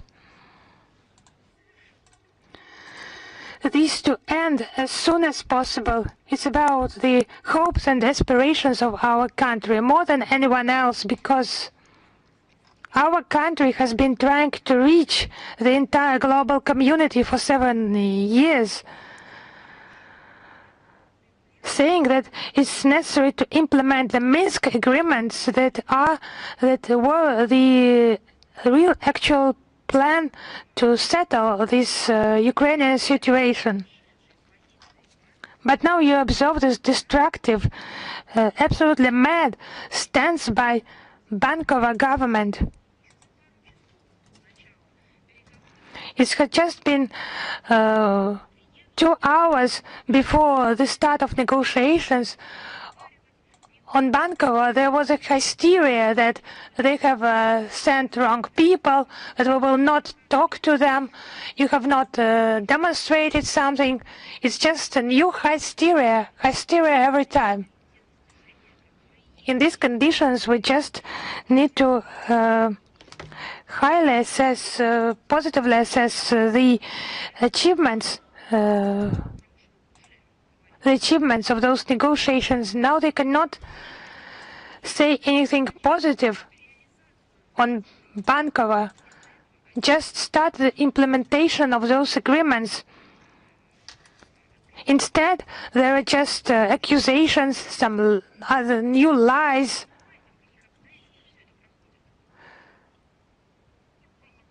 And other humiliations, and just do not forget the circumstances. Thank you. Thank you. Is Komsomolskaya Pravda with us? Yes, hello, Madam Zakharova. I have one question. Yesterday, the Moldova Foreign Ministry recommended its citizens to abstain from traveling to Russia in order to avoid the arbitrary measures, arbitrary detentions. How would you comment on that? If you allow me, I would start in the context of Moldova from other issue. On the 3rd of June, we witnessed the death of our beloved composer, wonderful author of wonderful music for famous films. He passed away. He was 88 years old, this people's artist of the Soviet Union. Eugen Doga is an outstanding figure in the history of Soviet, Russia, and of course Moldovan music culture. His works, they have received global recognition, and his input is immense. His music sounded in cinema, in theater, and during Olympic ceremonies in Moscow and Sochi, at major concert venues of our country and abroad. He was the author of dozens of orchestral and chamber works.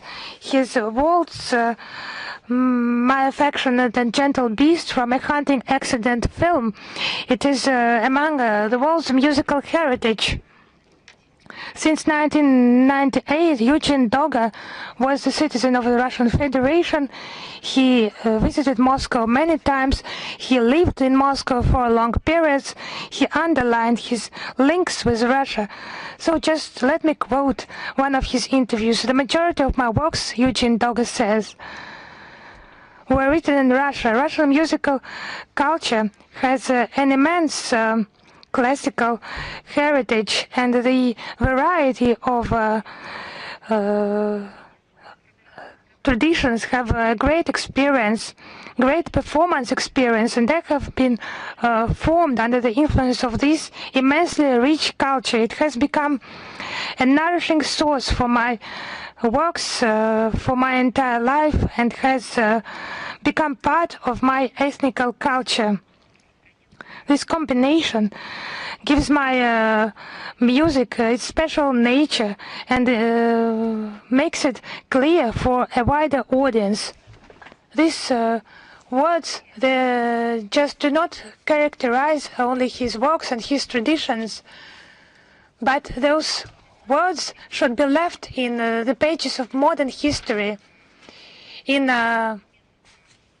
the articles of our modern interactive schoolbook, where they write about the cancellation of Russian culture, Russophobia, some Nuremberg ambitions to stifle the national identity, something like that, some accusations made against our country, some mad statements. So just have a look. This quotation is just the essence of what Russia is stating, on the basis of what it lives. It's just enriching the ethnical diversity of those who have some contact with the culture of Russia. As you know, Vladimir Putin expressed his condolences to the relatives of the composer. He said that the works of Eugen Doga, his enlightenment and charity activities are a bright page of our national culture. Yes, we have lost an outstanding figure, cultural figure, a real master whose works have become a part of our cultural space. We will never lose him as a person, as a creator of immortal works, immortal works.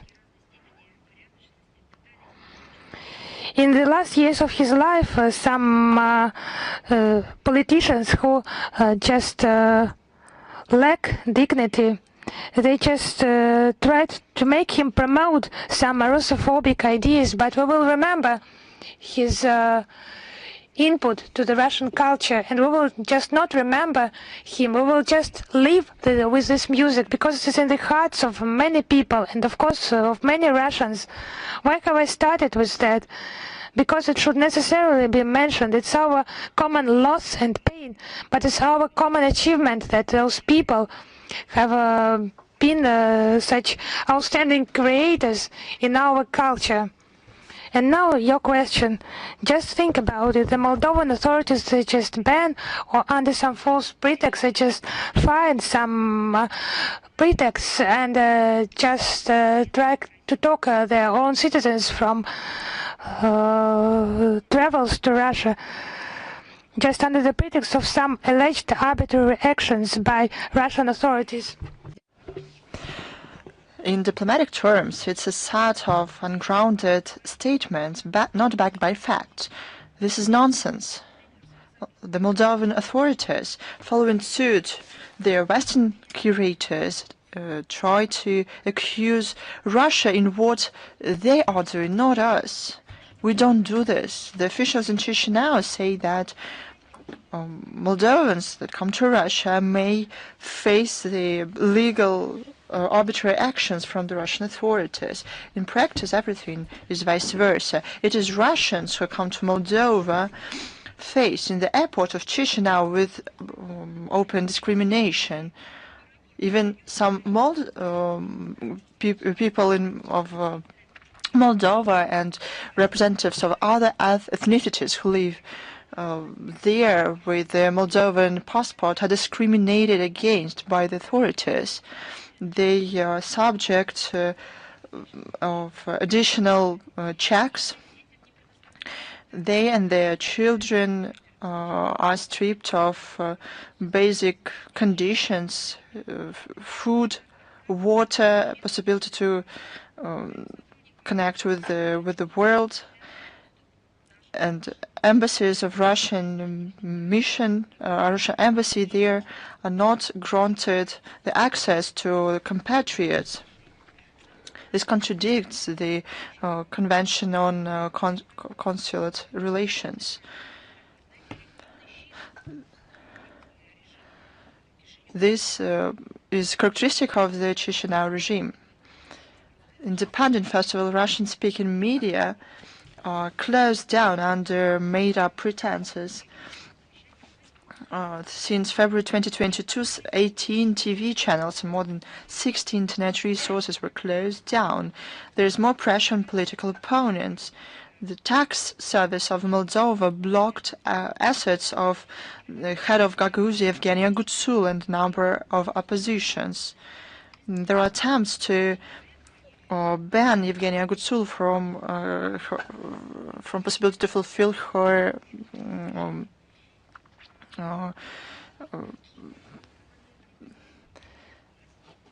her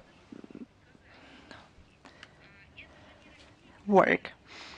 It was not Russia who did not give people in Moldova to vote. Remember the lines that we had here in Russia. But it was the Moldovan authorities who did not give this opportunity to their own citizens. People want to have this right to vote. It's granted them by the Constitution. But people who come to Russia from Moldova, they are interesting and they are always welcome here. Russia has become a place where they studied, worked, or arrested. And this warning, I'm sure, it was laughed off in Moldova because a lot of people from Moldova come to Russia. Indeed, we have our own requirements, customs, and border checks, and they're effective, and they apply not only to the people from Moldova, but every country has such rules. But they came up with the idea that Moldovans cannot enter Russia freely is absurd. Moldovans, those who visit Russia or live in Russia, or who have some friends and relatives in Russia, won't allow Chisinau to strip them of huge possibilities that cooperation with Russia opens for them. I would like to note that Russia's MFA on April 28 sent a note to proposing to hold bilateral consultations on a set of issues to do with border transition of the countries of the citizens of the countries. The consultations now will give an opportunity to discuss mutual problems, express criticism, but the Moldovan side did not respond to it. That is it. Citizens of Moldova should know what Sandu thinks about them. When we propose to go through the concerns or issues at the expert level, there is nothing. Probably now they are going to write something back, but we haven't heard from them since. Is Sinhua with us? Good afternoon, Madam Zakharova. Sinhua Agency. I have the following question. Recently, Russia started to show an animation film, Nezha, the Devil Boy Conquers the Dragon King. Do you plan to watch this film? Recently, Russia and China has been cooperating closely in cinema industry. What role, in your opinion, belongs to the cooperation in filmmaking for cooperation, mutual understanding between the countries? As you said, Russia-China cooperation in filmmaking has been developing gradually and dynamically. This track is in the focus of attention of our leaders. During the BRICS summit in Kazan, our heads of states talked about the development of joint filmmaking. During the official visit of China's President Xi Jinping to Moscow, the relevant agencies signed action plan until 2030. This document provides for a number of projects and measures to promote relevant contacts. And in early May, the delegation of filmmaking industry from China came to Russia. There have been 18th meeting of subcommission on cooperation in the filmmaking under the Russia-China Commission on Humanitarian Cooperation. In May, in Moscow, St. Petersburg, and Kazan, hosted Festival of Chinese films. The Festival of Russian Films is been preparing in China. It is scheduled to take place in September. We welcome success of our Chinese partners in this sphere. I'm going to watch if I have time for this, and I'm sure that this animation film is of high quality. And I also remember traditional cartoons in China, and I like very much old Chinese cartoons about this character, and this develops Chinese cartoons. I always watched them in pleasure when I was a child, so I think I will be glad if I watch it. I'll tell you my opinion after I watch it, and I hope that our people will like it too. I think we have to facilitate the development of filmmaking in China, given the traditions our countries have. We already have a film project scheduled. It's a very important factor to strengthen, in general, mutual understanding and friendship between our countries. I'll tell you more. This is a very good and very needed contribution to the world culture and art. Thanks to you. Is the China Media Corporation with us? Good afternoon, Madam Zakharova. We had two questions, but you answered one of them. So I'll ask you the second. Recently, the American side accused China in violating the consensus reached in China-American negotiations in Geneva. China refuses these accusations, and the American side introduced restrictions against China. How can you evaluate this kind of behavior? Many times during briefings and in statements, we have noted illegitimate and discrimination character of bans introduced by Washington all over the world, including against China. When such differences occur between major economics of the world, and it is a part of a strategy based on force. This has a lot of risks for global trade and economic relations, and creates conditions for economic recession. There's risk for China students. Some visas have been revoked for Chinese students.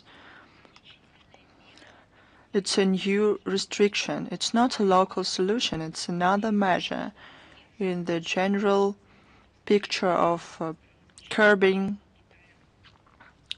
China from the US. As far as I know, probably you can tell more details. The share of Chinese specialists in American high technology is huge. They asked them to come to the US. They promised prospects and so on, but that happened, something like this happens, and they're segregated against. You know, I have a certain proposal to Chinese students. Don't get disappointed. Look at the Russian education. It is of high quality and very competitive in the world education. The Chinese students are received by universities both in capital and in other cities and in all regions of our country. There are a lot of universities that can be interesting for them. And the knowledge that the Chinese specialists received there were used efficiently. They reached a lot in various spheres. So don't you worry and look for alternatives. We are prepared. Thank you, Madam Zakharova. Thanks to you. Is Vestia with us? Good afternoon, Madam Zakharova. We have three questions. First, how can you comment on the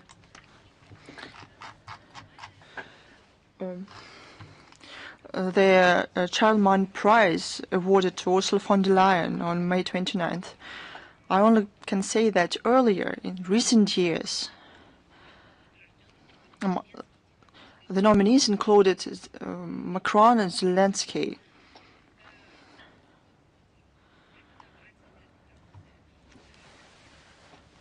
When teachers or medical workers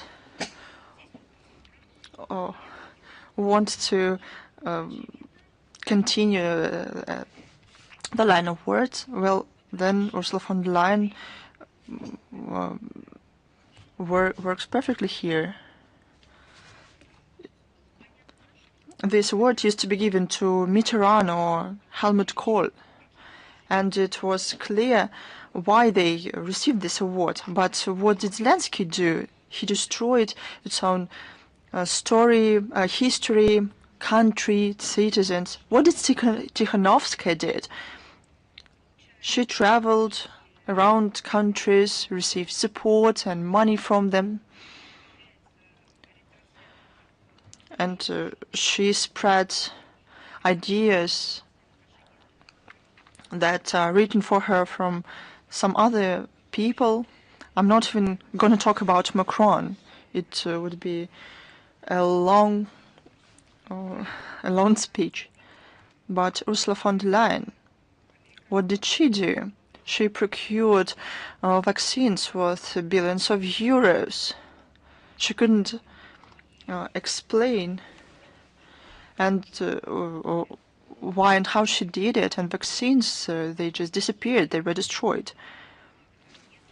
Low level of EU and NATO leaders, and in this context I mean world leaders, low professional,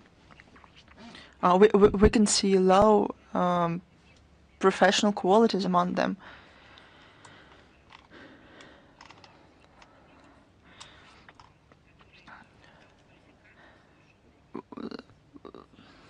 The court ruled the actions of Ursula von der Leyen illegitimate. But who's next? Somebody infamous, probably.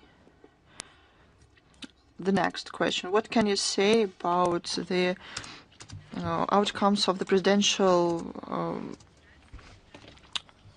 elections in Poland? We can see how for many years Russophobia was being spread there. And this became the uniting topic for Polish political elites. I mean, the anti-Russian consensus. Whoever won the presidential elections in this country, we don't see prospect for normalization of bilateral relations between our country until officials in Warsaw refuses the implementation of hostile towards Russia policies. The President Nawrocki distinguished himself only by the fact that he actively participated in taking down of memorials to Soviet liberators. And one more question. How do you evaluate the second round of negotiations in Istanbul? What are further prospects for that? We talked about it today already.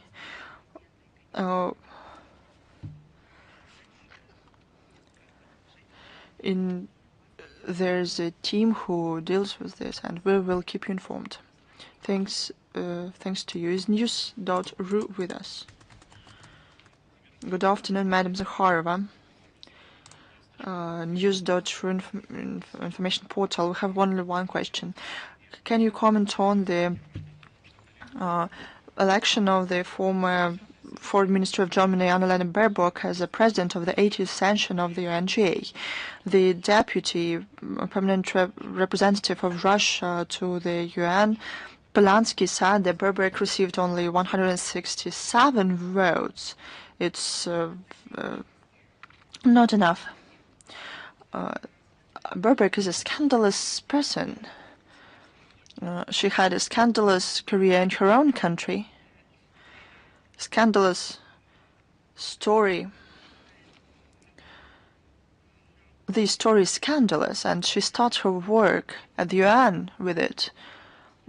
What the scandal was caused by? Well, sometimes by her not really successful career, but in her case, by the lack of professional experience and understanding of the sphere. She's not only working, but essentially she heads. Do you remember how her work at the foreign ministry of Germany collapsed? People in Germany recognized that it was a shame. But so it's not surprising. The whole Germany thinks where she can be sent, but in order not to think about her. It's what they write about it. It's not my words. Unfortunately, in this regard, this high post, however more connected with ceremonial functions, is important. But I think we remember a lot of her quotes about 360-degree turn and many kilometers that separate countries in the world. But this year, in the year of the anniversary of victory over Nazism,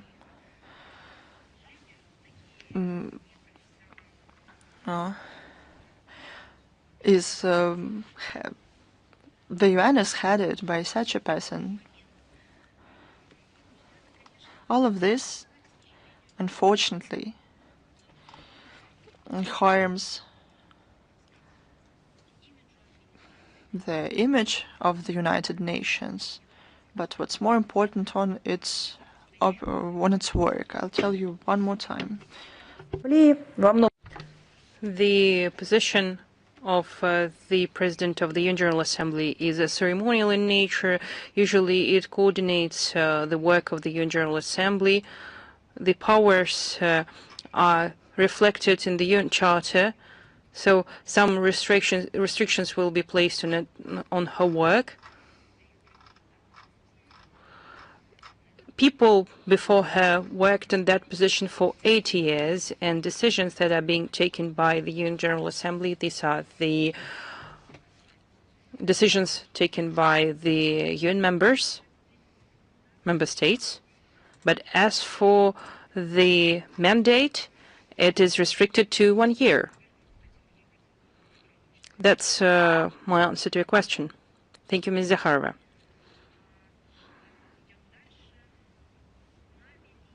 Moving on, Большая Asia, Greater Asia, please. Hello, Ms. Zakharova. Today we have one question for you. The Russian Foreign Ministry has been upholding the interests in Central Asia, but we see that China is gaining ground in this region. It's developing its own platform within the system of international affairs. Recently, they have published a draft agreement on forming and using the budget of the Central Asia-China Secretariat. Its summit is expected to take place this month in Astana. How this format is going to affect Russian interests in Central Asia, and how does it affect contacts between Moscow and Astana, Bishkek, Dushanbe, and Tashkent? Leaders of Russia and China, during their talks in Moscow in May 2025, agreed to follow up on their efforts aimed at maintaining stability and gradual social and economic development in Central Asia region. This principled agreement is reflected in the joint statement made by Russian Federation and the Chinese People's Republic on further strengthening of relations of comprehensive partnership and strategic interaction made on May 8th. Russia is making its own significant contribution to this work by developing a stable, intensive bilateral, multilateral contact at the highest levels with our friends and allies in Central Asia. Despite a complicated geopolitical situation, we're actively developing our interaction in all areas, including trade, transportation, science, education, and culture. There is in these areas, Russia is one of the central and leading partners for Central Asian states, and of significant role is our mechanisms of CSTO, AEU, CIS, SCO, as well as Russia Central Asia. And we're ready for the second summit in this format. Moscow.post, please. Yes, hello. We have only one question. have we finished with the incident when Finland accused Russia of violating its airspace when two Russian military aircrafts violated its airspace in the end of May? And are there any mechanisms of interaction between Finland and Russia that will help to minimize similar incidents? We're exchanging notes with regard to this incident, and our countries are carrying out all the necessary inspection activities, and we're exchanging information through the necessary diplomatic channels. We will also send the subsequent notes and provide information with the official explanations. Thank you. After E, please. Hello, Ms. Zakharova. So we have two questions for you. Given the recent events in the Middle East, does Russia view new opportunities for mediation between Iran and the United States so that we could renew an equitable balance of powers, given the fact that U.S. takes mediation efforts with regard to the settlement of the Ukrainian crisis? What initiatives are Russian diplomats ready to propose? We are concerned about the prospects of escalation of tensions around Iran, and that situation might turn into a full-fledged confrontation. We're reading statements made by Western officials that all of that is fraught with dire consequences for the Middle East and for the whole world at large. Moreover, given the global development of the global economy, unstable and smooth supplies of energy sources from the strategically important region of the Persian Gulf, sometimes you made that some responsible statements are made on striking nuclear facilities in Iran, that which could result into serious environmental consequences. It would I wouldn't like to speak on this topic, but since it's related with your question, it would affect the neighboring countries that have repeatedly voiced their concerns with regard to this issue. And given the interconnectedness and trade that is being developed between the countries in the region, it should be obvious to everyone that the settlement of the Iranian nuclear issue is only possible through diplomacy. We have certain hopes with the indirect dialogue being pursued between Washington and Tehran that could, if not raise the level of mutual trust, but could well, at least rule out a dangerous military scenario that will be dangerous for everyone. And I recall that Moscow is ready to facilitate both countries in achieving the mutually acceptable solutions. We highly value the positive assessments made by the government of Iran with regard to the contribution that our country could make in the negotiations between Iran and the United States. And it's true that our Iranian friends are also taking into account the experience of interaction that was developed during the implementation of the Iranian nuclear deal of 2015.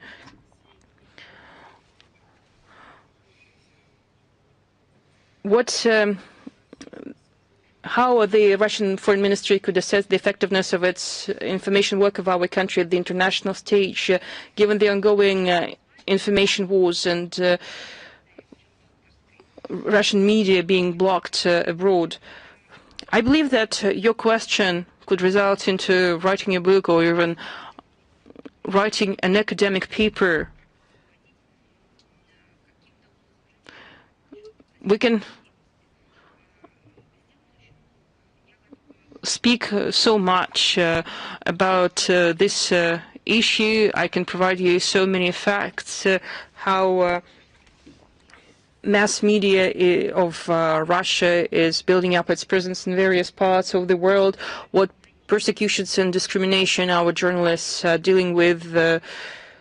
Probably you noticed that your colleague asked a question about the decision of the German authorities to obstruct the work of Russian journalists. I don't even know how to answer your question. I could be brief.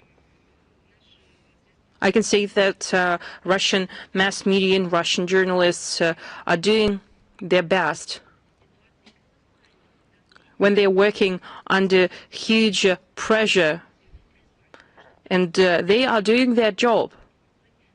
That's their calling. When countries, different countries, make them to stop working in this profession, when they're dealing with death threats, when they're added to sanction lists, but yet they're doing their job, whatever the circumstances are. Well, I can share information materials with you if you are writing a paper on that, and we can publish that later. As for of how effective this work is, I think that these are the combined efforts made by Russian media outlets, by public figures and state figures of our country who speak at the international platforms on so many issues like traditional values, philosophy of the future, preserving civilizational achievements. I would look at this matter widely. The Russian voice is heard all over the globe, which makes our work effective and which inspires us to work hard in implementing our course. Thank you. Thank you. Do we have other questions? Any more? If there are no questions, then I thank you all and see you next time. Wish you well.